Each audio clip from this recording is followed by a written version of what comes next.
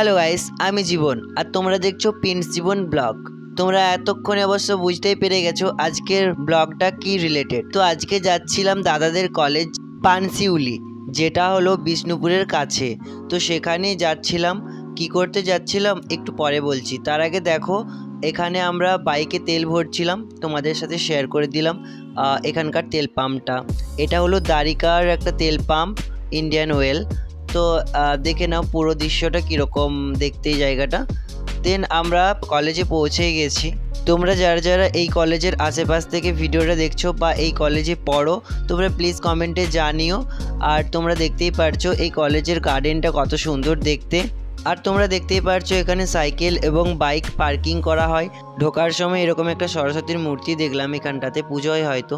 দেন আমরা রিসেপশনে চলে গেলাম। এরপর কিছু ক্লিপস তোমাদের সাথে শেয়ার করে দিলাম। আশেপাশে স্যার ম্যাডাম ছিল, তাই বেশি কিছু শেয়ার করতে পারলাম না। আর এটা হলো যে অ্যাডমিশন সেল, এখানে অ্যাডমিশন করানো হয়।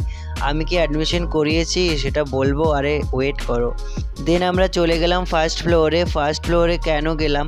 আরে দাদার কিছু কাজ ছিল, তার জন্য গিয়েছিলাম। দাদা উপরে কিছু কাজ কমপ্লিট করছিল, তাই আমি বাইরে ছিলাম।